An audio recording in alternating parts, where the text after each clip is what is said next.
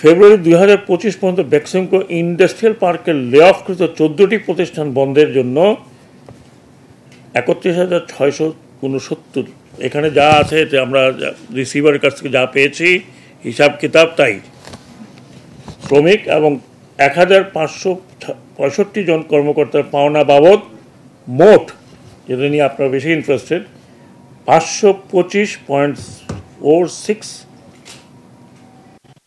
কোটি টাকা। আবার বলছি 525.46, তার মানে 525 কোটি 46 লক্ষ টাকা প্রয়োজন, যার মধ্যে আমরা জোগাড় করতে পেরেছি। জোগাড় করে আমরা অর্থ বিভাগ পরিচালনা ব্যয় খাত হতে এবং কিছু আমাদের শ্রম মন্ত্রণালয় টেম্পোরারি, আবার এটা টেম্পোরারি, বাংলাদেশ ব্যাংকের গভর্নর ছিলেন, উনি বলেছেন দিয়ে দেন উইদিন কতদিন বলেছেন, উইদিন, হ্যাঁ, সাথে সাথেই উনি এই টাকাটা আমাদের যেখানে যেখানে ব্যাংকের থেকে নিতে হবে সেখান থেকে রিএম্বার্স করে দেবেন। এবং এই প্রমিস পাওয়ার পরে we decided yes we can নাও, এখন আমরা শ্রমিকের পাওনা, শ্রমিক এবং শ্রমিকের উপরে যারা আছেন তাদের পূর্ণ পাওনা দিতে পারি। যেটা বাংলাদেশ ব্যাংক আমাদেরকে বলেছে, আমাদের যে প্রশ্নটা, মানে শ্রম মন্ত্রণালয়ের যে প্রশ্নটা, এটা কিন্তু শ্রম মন্ত্রণালয়ের টাকা না, এটা শ্রমিকদেরই টাকা। তো সেইখানে আমরা বলেছি, আমরা প্রথম বলছি যে আমরা দিতে পারবো না। পরে বাংলাদেশ ব্যাংকের গভর্নর মহোদয় অ্যাসিওর্ড করেন এখানে যে তিনি যেই মুহূর্তে টাকাটা বেরোবে সেই মুহূর্তে তিনি ওই টাকাটা রিপ্লেস করে দেবেন বিভিন্ন ব্যাংকে।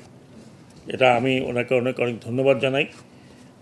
উনি অত্যন্ত সাথে সাথে অত্যন্ত তড়িৎ গতিতে এই কাজটি করেছেন। আপনাদের আগেই বলেছি, বেক্সিমকো ইন্ডাস্ট্রিয়াল পার্কের বিভিন্ন প্রতিষ্ঠানকে 2008 থেকে 2024 পর্যন্ত ওই পিরিয়ডটা ধরা হচ্ছে। জনতা ব্যাংক সহ বিভিন্ন ব্যাংক হতে ঋণ প্রদানের দায়ে, যেটা আগে বলেছে, জড়িত প্রত্যেককে আইনের আওতায় আনা হবে, তিনি দেশে থাকেন বা বিদেশে থাকেন। যারা বিদেশে চলে গেছেন, আমি আপনাকে অনুরোধ করব আপনারা দেশে এসে সারেন্ডার করেন। আর যদি মনে করেন যে এইভাবে চলে যাবে, but I don't think that is going to happen in next how many years, Allah জানে। দেয়ারফর আপনারা সারেন্ডার করেন, ফেস দি ইনকোয়ারি। আপনার যদি দোষ থাকে তাহলে এটা আপনাকে অ্যাকসেপ্ট করতে হবে। আপনার যদি ইনোসেন্ট হন তাহলে কিন্তু আপনি বিদেশে থাকবেন।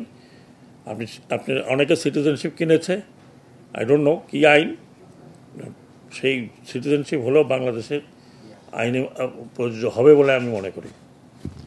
তো আমি এইটাই অনুরোধ করব যে আপনারা দয়া করে আপনি এবং আপনার পরিবার এবং আগামী বংশধরকে সামনে যদি আপনাদেরকে ফেস করতে হয় তাহলে আসুন, মামলা ফেস করুন। যদি মামলা হয়, যদি ইনকোয়ারি হয়, ইনকোয়ারি ফেস করুন। If you are innocent, I can assure you, we can assure you that nobody will be touched.